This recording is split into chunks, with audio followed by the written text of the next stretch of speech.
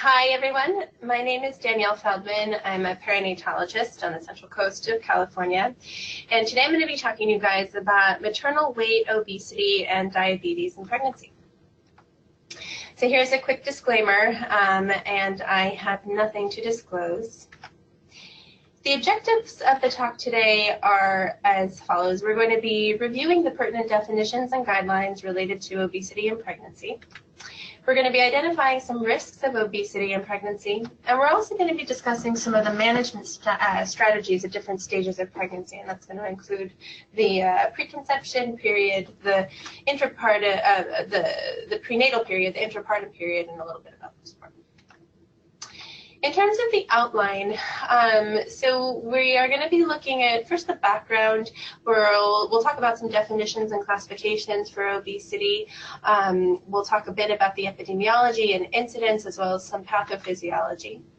We're also going to be talking about some pregnancy complications, including maternal, fetal, and also intrapartum complications that can arise.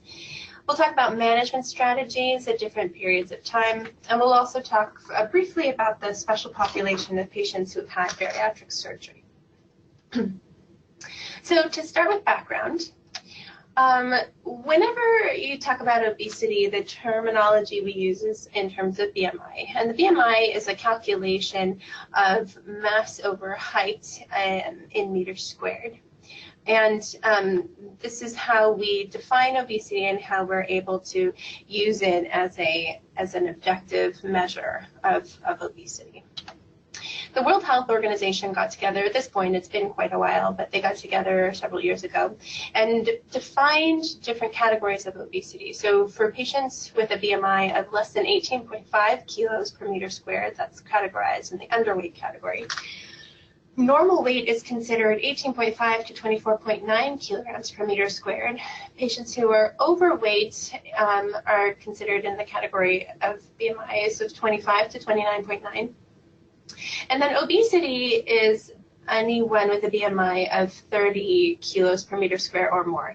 And obesity classifications are further categorized into class 1, 2, and 3, with class 1 being from 30 to just shy of 35, class 2 being a BMI of 35 to just shy of 40, and class 3 being 40 and above.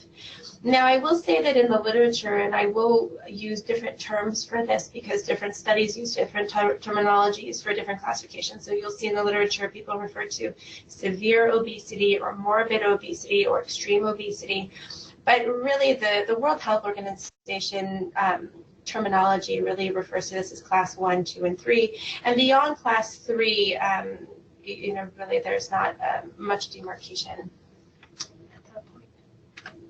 So this is a map of California, and as we know, we know this, and just sort of seeing it in colors kind of highlights the point, is that the rates of obesity have been kind of going up over time. And this is in 2009, looking at moms who were overweight or obese before pregnancy. And this is in 2009, where just under half of the counties have rates of 50% or higher, but no counties have rates of greater than 60%.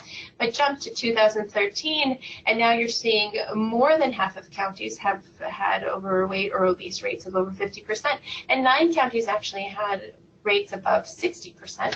And then jump ahead to 2017, and now the rates have gone up significantly, now with 13 counties over 60%.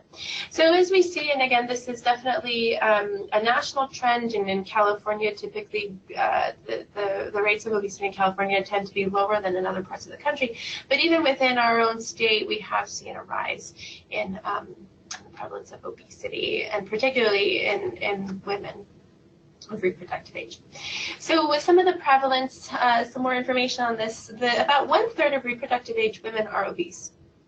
From 1999 to 2010, so over that 11-year period of time, if you're looking at 20 to 39-year-old women, the prevalence increased from 28.4 to 34%.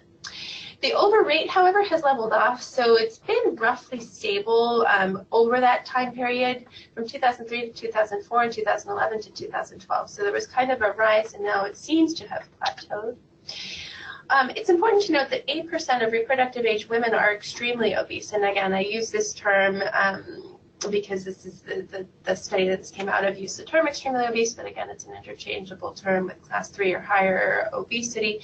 But from 2009 to 2010, if you're looking at 20 to 39-year-old women, there's an increase in the prevalence of class 2 and class 3 obesity, from 7.2% for increase for class 2 and a 7.5% increase for class 3. So the general rate of obesity overall has leveled off or has plateaued. However, it appears to be that the people who are obese are more severely obese than they were before.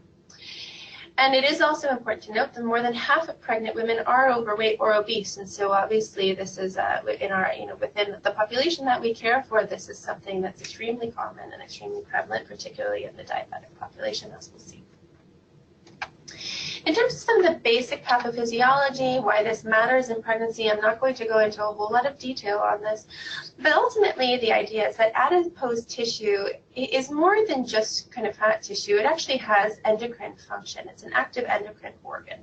And what can happen over time is resulting hypoxia and also dysregulation of metabolic and vascular inflammatory pathways, and this has to do with various chemicals that are produced within that endocrine organ, including adipokines such as leptin, and can also over time lead to epigenetic modifications. So you can have modifications in early embryo metabolism that can have long-term consequences, and a lot of that are things that people are exploring, but we don't have a full and complete understanding of this. But we do think that there's some early epigenetic modifications that can happen. And in terms of the actual effects on the pregnancy, what this means, what this translates to, are things, and this is a very short list here, but things such as birth defects, problems with fetal growth, and ultimately insulin resistance, and all of these have downstream effects as well that we'll elucidate over the course of the talk. So now I'm going to go into some of the complications that we see in these populations. On the maternal side of things, obesity has been associated with gestational and also pre-gestational diabetes, and we'll talk about this in more detail in a later slide. There's also an increased risk of hypertensive disease of pregnancy, an increased risk of indicated and also spontaneous preterm birth. There's also an increased risk of anesthesia complications, postpartum complications such as infection and hemorrhage, an increased risk of venous thromboembolic events, and I'm not going to spend too much time on this, but VTE is, in the United States, it's one of the leading causes of maternal mortality, and there's been a lot of emphasis on reducing rates of maternal mortality in our country, and so that's it's a rare occurrence, but it's an important one, particularly as we look at the severity of complications. In women who have had a prior cesarean section, there is an increased risk of failure of a trial of labor or a TOLAC after a C-section. Also, for women who attempt TOLAC, there's an increased risk of morbidity from TOLAC. And there's also an increased risk of cesarean delivery and complications from cesarean delivery, such as increased risk of wound dehiscence, increased risk of infection, and such. To go on, there's an increased risk of arrest of labor, increased risk of post-term pregnancy, an increased risk of miscarriage, cardiac dysfunction, proteinuria, sleep apnea, as well as non-alcoholic fatty liver disease. In terms of some of the postpartum complications, and this is on the maternal side, excess weight retention is something that's very important, and women who go into pregnancy obese or who gain an increased amount of weight during the pregnancy have a higher risk of retaining that weight postpartum. There's also an increased risk for development of type 2 diabetes, and this is particularly true in obese patients who have gestational diabetes. Up to 50% of women in some subpopulations will have diabetes at 5 years post-delivery. There are also increased risk of poor breastfeeding outcomes, and as well as others. In terms of diabetes itself, and of course this is a talk that we're doing through CDAPP, and so so we're with the focus on diabetes and specifically in the population of overweight and obese patients, we do know that obesity in and of itself is a risk factor that's independent from diabetes. So as we said, there's a very high rate of diabetes within the population of obese patients, but patients who are obese, even with the normal glucose tolerance, actually have an increased rate of complications independent from the diabetes. Although some of these complications are similar. So there have been multiple studies looking at this. This was a multi-center prospective study that was looking at obese glucose-tolerant women and did show an increased rate of complications. So in the fetal side of things, there was still an increased risk of macrosomia, still an increased risk of NICU admission, shoulder dystocia, as well as congenital anomalies. And on the maternal side of things, an increased risk for cesarean delivery, emergent cesarean delivery, as well as hypertensive disorders of pregnancy. And again, this is in women without diabetes who only have obesity. Some other maternal complications, so another large prospective multi-center trial, and this was looking at more than 16,000 patients. What they saw is that morbidity increases, the morbidity, that it's a dose-dependent response, and that the higher the BMI, the higher the risk of complications. So for women who were obese, class 1, with class 1 obesity, the risk of complications was lower than those with higher BMIs. And so for gestational diabetes, that's an increase of an odds ratio from 2.6 to 4, and for gestational hypertension from 2.5 to 3.2. So there seems to be a dose-dependent relationship between the severity of obesity and the severity of complications. Risk of preeclampsia was higher, with 1.6 up to 3.3 for the higher BMI category, and also fetal weight that was greater, so more than 4,000 grams and more than 4,500 grams.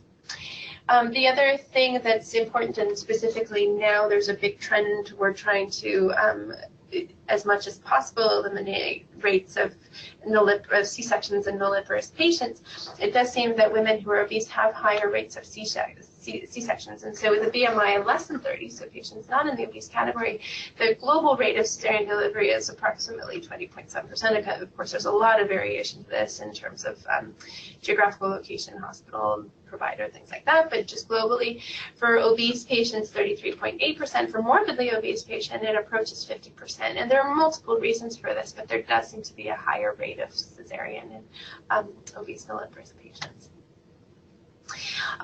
This is another study that I wanted to point out. So this was a population-based cohort looking at maternal complications, looking at more than 10,000 women in Nova Scotia between 1998 and 2002. And when you compared moderate obesity and severe obesity to non-obese patients, there was, again, this is just emphasizing the same point, that there was a significant increase in maternal morbidities between non-obese and moderate or severely obese women. And again, hypertensive disease, severe hypertensive disease, those rates went up. For antepartum VTE and gestational diabetes, those went up. And going back to the antepartum VTE, and that stands for venous thromboembolic events, again, that was a significant increase, almost a twofold increase in the odds ratio for those patients. And as I already mentioned, this is a very important focus, as it is a cause for maternal mortality in this country. For looking at gestational and type 2 diabetes, there is consistent evidence of an association between obesity and both gestational as well as type 2 diabetes. So the prevalence of GDM, and this is kind of a way to remember it, the prevalence of GDM increases by 0.92, you can round that up to 1%. So it's about a 1% increase for every 1 kilogram per meter squared of BMI. And this all has to do with impaired carbohydrate tolerance. For type 2 diabetes, this is one of the most common morbidities of obese pregnant women. It is an indication for first trimester screening, and that's according to ACOG, and it is a risk factor for gestational diabetes. So women who have increased weight gain between pregnancies, and also weight gain between the age of 18 and pregnancy. So women who've been obese in their adult life have a higher are at higher risk of developing gestational diabetes, as well as women who gain a lot of weight in between pregnancies. And excessive weight gain during pregnancy is also associated with impaired glucose tolerance. So the Institute of Medicine in 2009 put out recommendations for total weight gain and as well as rate of gain by pre-pregnancy weight categories. And this is something that's really important to review with patients, and we'll talk about kind of preconception as well as prenatal care. But it's something that's important to review with patients because I think oftentimes patients don't necessarily know these numbers or are as familiar with what's appropriate weight gain. But for patients who are underweight, and that's again a BMI of less than 18.5, the recommended total weight gain is between 28 and 40 pounds with a rate of 1 pound per week, and with a range of 1 to 1.3. For patients with a normal weight, so that's a BMI of 18.5 to 24.9, the recommended weight gain is 25 to 35 pounds with a rate, again, of 1 a week. And this is in the 3rd trimester, by the way. And for overweight patients with a BMI of 25 to just shy of 30, the recommended total weight gain is 15 to 25 pounds with a rate of 0.6 pounds per week in the 3rd trimester. And for obese patients, and this includes all classes of obesity for a BMI of 30 or greater, the recommended total weight gain is 11 to 20 pounds with a recommended rate of half a pound a week. Now, there's a lot of variation in this, by the way, in this latter category, because we know that a patient with a BMI of 30 is very different and will probably have a very different course from a patient with a BMI of 50. Nonetheless, there is no distinct delineation as to recommended weight gain for different subcategories of obese BMIs, and there's some but there's definitely some room for variation because different patients are going to have different needs and requirements. But overall, it should be pointed out that up to 46% of obese patients gain more than recommended. And so, 11 to 20 pounds is really over the course of a pregnancy, not a very, very high number, and a good number of patients will gain more than what the recommended weight gain should be. So going now to the complications on the fetal side of things. So one thing that fetuses of moms with obesity are at risk for is prematurity, and that can happen for various reasons. There's also a significantly increased risk of stillbirth, and we'll look at that in a little bit more detail. There's also a risk of congenital anomalies, risk of macrosomia, childhood and adolescent obesity, and actually into adulthood even. And so this one in particular, I think, tends to get women's attention because it's sort of talking about the long-term effects on the fetus. And so to look at some of these in more detail, so looking at fetal anomalies, so the absolute risk of fetal anomalies is increased in women who are obese, and that's mostly true. So things like neural tube defects, cardiovascular issues, cleft lip and palate, hydrocephaly, limb reduction. Interestingly, gastroschisis, the risk of gastroschisis is actually lower in patients who are obese for reasons that I certainly don't know. I'm not sure that we know why that is, but that does seem to be the case. And so with ultrasound detection, when you're talking about anomalies, it's this double whammy, because patients who are obese are at higher risk of patients who are obese are at higher risk of fetal anomalies, and at the same time, the detection rates are less because there are limitations to ultrasound with higher BMIs. And so we know that detection rates are lower with higher BMI categories. So for normal BMI detection rate, and this is for all comers, I like to think that in our office we do better than this, but for kind of globally, when you're looking at detection rates of anomalies with patients with a normal BMI, it's about 66%, down to 49% for patients who are overweight or with class 1 obesity, and down to 42% with obesity class 2, and down to 25% with class 3 obesity, and probably higher for higher BMIs. Interestingly, women who have pre-gestational diabetes and an equivalent BMI, detection rates are significantly less, and this may have to do with weight distribution. So say you have two patients with a BMI of 35, and one patient has pre-gestational diabetes, the other does not. The rate of detection in the woman with the diabetes is significantly lower than in a woman with an equivalent BMI but no diabetes. So the HAPO study, this is an important study to point out. It's a kind of a landmark trial that was done mostly in Europe, looking at 15 different centers in 9 countries with more than 23,000 participants. And the main results of the HAPO trial, when you hear this referred to as just the outcome, the resulting support of using a 2-hour GTT for diabetes screening, which is not what I'm going to be talking about here. But there were birth outcomes and some secondary analyses that were done within the confines of the HAPO study. So the primary outcomes that they looked at were birth weight of more than the 90th percentile, neonatal hypoglycemia, fetal hyperinsulinemia, as well as primary cesarean delivery.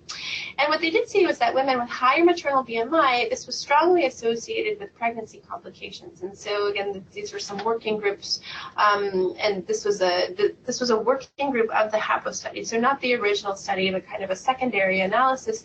And the hypothesis was that both patients with gestational diabetes and obesity were independent risk factors for neonatal outcomes, particularly fetal overgrowth. And as I mentioned, the secondary study of the HAPO working group. And what they hypothesized is that there was an what they found rather, is that there was an additive effect of maternal obesity and diabetes. And so what you get is that with fetal weight, the fetal weight is significantly higher if a patient has obesity and diabetes, and it's kind of the stepwise increase. So for a patient who's overweight and who has no glucose intolerance, the mean birth difference between so your reference point here is a patient who is of normal weight with no glucose intolerance, so a glucose tolerant normal weight patient. So if in a patient who's just overweight but has no glucose intolerance, on average their babies weighed 124 grams more.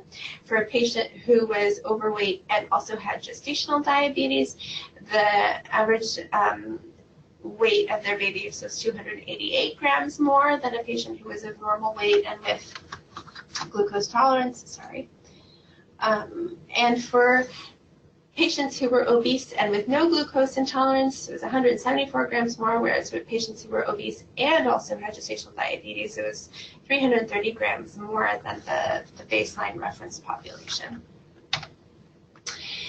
So now I want to talk a little bit about stillbirth. So obese women are globally 40% more likely to experience stillbirth than non-obese women. Now, overall rates of stillbirth are still, in absolute numbers, still low, but this is a relative comparison to women who are not obese. And again, this risk does seem to be dose dependent. So for patients who have class 1 obesity, the hazard ratio is 1.3, whereas for class 2 it's 1.4, and for class 3 and above it's 1.9. So it does seem to be that women with higher BMIs have a higher rate or higher risk for stillbirth. It increases more rapidly at later gestational age with increasing BMI. So for BMI of greater than or equal to 50, the risk of stillbirth compared to normal weight women, so at 39 weeks is 5.7 times higher, and at 41 weeks it's a 13.6 times higher, or 13.6-fold higher rate. And so it seems to be that increased rate or the increased risk of stillbirth is dramatically and exponentially higher at advancing gestational age. The relative risk increase for each 5 units of increased maternal BMI. So for fetal death, it's 1.2. For stillbirth, it's 1.24. For perinatal death, 1.16. Neonatal death, 1.1. And infant death, 1.18. In terms of long-term morbidity and offspring, and I did allude to this earlier, there have been multiple studies that have tried to look at this, and not just obesity, but various exposures and environmental factors that during pregnancy that can influence long-term issues with behavior, and particularly autism, developmental delay, attention deficit hyperactivity, and other neurodevelopmental issues that can arise. There may be an association. This is an evolving area of study. The problem with this type of research is it's really impossible to account for all potential confounding influences, but people have postulated that there is an association. For obesity and metabolic disorder, this has a little bit of a more robust association, and people have been looking at this for some time, and there does seem to be an association between maternal obesity and metabolic disorder in the offspring. It seems that children who were large for gestational age at birth, with maternal, with a high maternal BMI, that those babies are at increased risk of metabolic syndrome down the line. It's about twofold baseline. And in women who have gestational diabetes, the risk of metabolic syndrome is 3.5 times higher if the baby is bigger versus appropriately sized. For maternal pre-gravid BMI, it really seems to be that maternal pre-gravid BMI is independent of birth weight or GBM. It seems to be the highest predictor of childhood obesity, and so this really speaks to kind of that environmental nurture sort of and behaviors, and there's so many different things that play into this. But when you look just at associations, it does seem to be that the most predictive factor for childhood obesity is a maternal pre-gravid BMI. And again, this is independent of the baby's birth weight or gestational diabetes status. So now we're going to move on to intrapartum complications. So women with higher BMIs can have issues with anesthesia. And this can be multifactorial, both with epidural or spinal placement, with regional anesthesia placement. You can have obscured landmarks or adipose tissue, difficulty with positioning, so there are multiple ways that this can be affected. For intubation, women with higher BMIs have a risk of a difficult airway. There's also an increased risk of intraoperative respiratory events that can occur. Cesarean delivery rates, as I mentioned earlier, appear to be increased, and also increased complications with C-section, so higher risk of blood loss, higher operative times, higher risk of postoperative complications such as wound infections and thromboembolism. I mentioned this earlier, but failed trial of labor or complications related to trial of labor. There's also a more difficult estimation of fetal weight, and so that can be just sort of an unknown factor where otherwise you'd want to have a sense of how big a baby is during labor.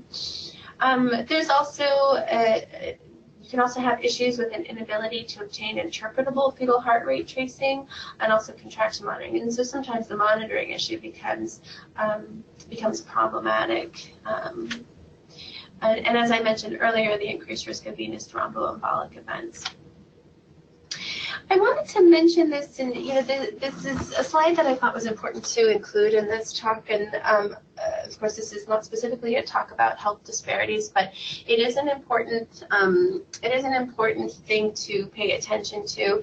And as far as just in general, health and health care disparities are pervasive in this country. For looking at maternal death, so Black and American Indian as well as Alaska Native women are 3 times more likely to die from pregnancy-related issues than white women. Postpartum hemorrhage, gestational diabetes, anal sphincter injury, and preterm birth are also higher in those populations of patients. And obese women of color are particularly susceptible. So if we look at the prevalence of overweight and obesity, it seems to be higher. We seem to see higher rates in women of color. So for non-Hispanic Black women, 50% rates of overweight and obesity. Mexican American women, 45%. For non-Hispanic white women, 33%. So there's a disparity there. And for Black obese gravidas, the rates of stillbirth are significantly higher compared to their white counterparts. So the risks are a hazard ratio of 1.9 compared to 1.4 respectively, and that's just looking at the populations of women with obese BMIs. When looking at the California Maternal and Infant Health Assessment, the MIHA data, obese or overweight before pregnancy is 45.2%. There seems to be a disparate amount in women of color. In terms of management, when we're looking at preconception care and counseling, so it's important for when patients come in and express interest in getting pregnant, it's important to calculate and record the BMI so that there can be an open avenue of conversation to discuss the various complications that might arise. It's also important to review history and comorbidities, counseling of pregnancy complications, a glucose screen to make sure there's no gestational diabetes that needs to be addressed, and also to counsel and plan for weight loss. And we'll talk about that in a minute. And a baseline health evaluation is important. For preconception weight loss, it is an optimal, it's optimal to control weight before pregnancy. It's the most effective time to impart a behavior change in patients who are willing and ready to do so. Even small reductions in weight can improve pregnancy outcomes, so a weight loss of 5 to 7% even can impart a significant improvement in outcomes for women with higher BMIs. Medications are not recommended during conception and during conception and during pregnancy, although some medications for weight loss can be very effective in the preconception period. And also motivational interviewing. And so this is something not just for addressing weight loss, but also behavior changes in general, where we talk about the various stages of behavior modification. And I'm not going to go into these in a lot of detail, but the stages of pre-contemplation, contemplation, preparation, action, and maintenance. And for a patient who comes in the preconception period with a high BMI, to identifying where they're at in this kind of readiness for change, if they are interested and willing to go down the path of attempting weight loss, and it can be helpful to identify where they're at in these various stages. For prenatal care, so at the initial visit, so once a patient is pregnant, calculating the BMI is important, and reviewing Institute of Medicine recommendations for appropriate weight gain is helpful. This should be reiterated throughout the pregnancy, and I would consider using, there are CDAPP weight gain grids that can be used. Nutrition counseling should be offered to all of these patients. This would be great if insurance would cover all of it. I think that plus the feasibility of this can be difficult, but nonetheless, as much as possible, this is a fantastic resource. An adequate exercise program, baseline health concerns should be addressed, so such as obstructive sleep apnea, and patients with OSA or a suspicion of OSA should be referred for evaluation, as well as early diabetes screening. Again, I mentioned this earlier, but this is kind of put into a slide. So recommended targets for weight gain go down as pre-pregnancy BMI goes up. For gestational weight gain and preventing excessive weight gain, so dietary, exercise, and behavior modifications are helpful. Dietary strategies appear to be the most effective ways, however, to prevent excessive weight gain during pregnancy. And various strategies have been employed. So people have tried a low glycemic index diet, probiotics, low caloric. There's not one strategy that has been proven to be superior to the others, but it does seem that intervention and monitoring can be useful. There was a meta-analysis of more than 11,000 women that looked at different strategies of diet alone versus diet in combination with exercise, and it did seem to me that, as I mentioned, that intervention reduced the excessive weight gain by 20%, and it decreased the risk of macrosomia by 15%, and we looked at subgroup analyses, and then the trend toward a decrease in C-section rate by about 5%, although this was not a statistically significant difference. Now, it is important, and this question comes up quite a bit for women who are obese, and particularly in the higher categories of obesity, of, if women who gain less than the target weight gain, how that's going to impact the baby. And it's a little bit difficult because we lack long-term data on this. There's really no recommendation from the Institute of Medicine for higher levels of BMI. Really, it's just the weight. The cutoff is relatively low, and as we mentioned earlier, for patients who have a BMI of 30 versus a BMI of 50, those patients may have different needs. There does seem to be a risk of small for gestational age infants in women who don't gain sufficient weight or who even lose weight. However, whether or not this has long-term outcome implications is unclear, and it's not entirely clear whether that outweighs or does not outweigh the risk of gaining too much weight in pregnancy. So the jury's still a little bit out on that. I would say that in general, trying to stay within the recommended target weights for gain during pregnancy is probably ideal, with patients on the higher BMI targeting the lower end of the spectrum that's recommended. Some of the other considerations, and this is looking at what in other countries, what people, what organizations recommend for women who come into pregnancy with obesity. So, for example, the Royal College of Obstetricians and Gynecologists, and these are our friends in Great Britain. So their recommendations are a little bit different. They recommend nutritional supplementation for patients with a BMI of greater than or equal to 30 of 5 milligrams a day of folate. And also vitamin D. So there were previous recommendations for vitamin D. I think they've kind of relaxed some of those, and there's just a comment that it may be beneficial. Also aspirin. So we do in the American College of Obstetricians and Gynecologists, or ACOG, does recommend aspirin supplementation, although here we recommend a lower dose, so 81 milligrams a day, for women who are obese and with a BMI of 30 or more and another risk factor. The Royal College of Obstetricians and Gynecologists recommends higher doses of aspirin, so 150 milligrams a day, with a BMI of 35 or more, plus an additional risk factor. And so there's a list, and this includes first pregnancy, advanced maternal age, a family history of preeclampsia, multiple pregnancy. Also on there is diabetes or a history of hypertensive disease. And so women who have higher BMIs are candidates often to take supplemental aspirin. Also, the Royal College does consider, and as I've mentioned a couple times now, the VTE risk with higher BMI is significant, and so there is a recommendation for postnatal thromboprophylaxis for a week after delivery, and this is regardless of delivery with C-section or vaginal for women with a BMI of 40 or more.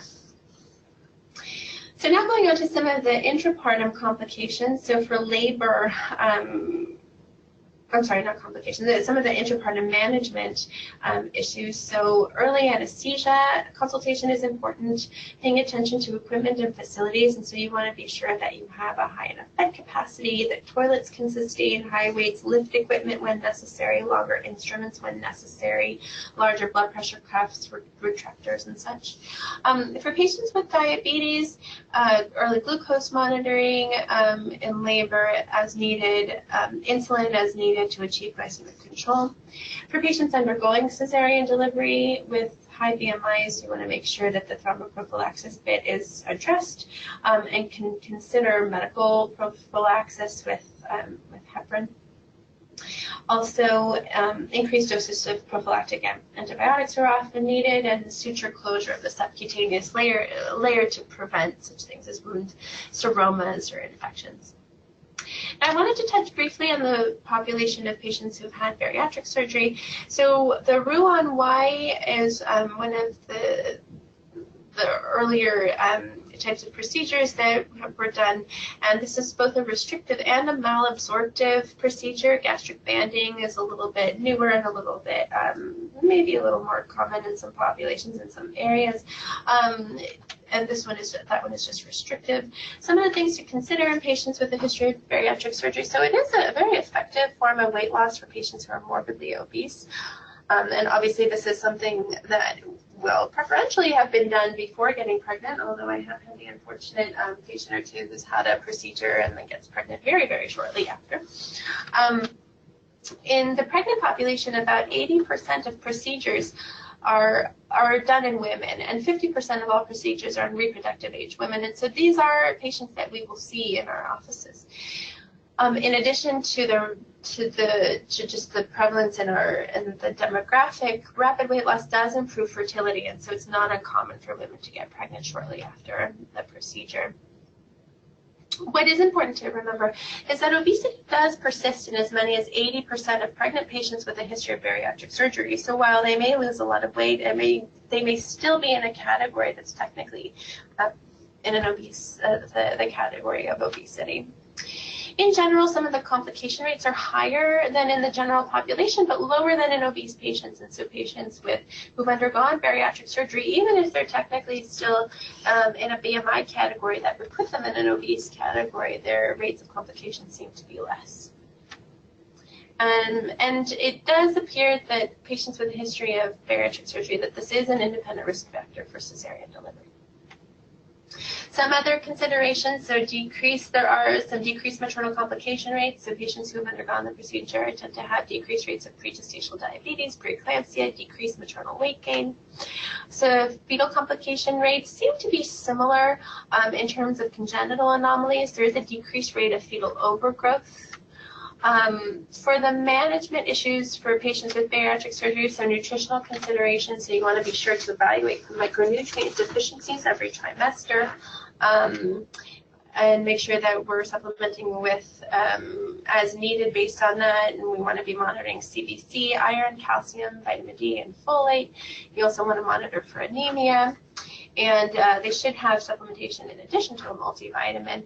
And it's also important to remember that active band management may be necessary over the course of a pregnancy as the uterus grows.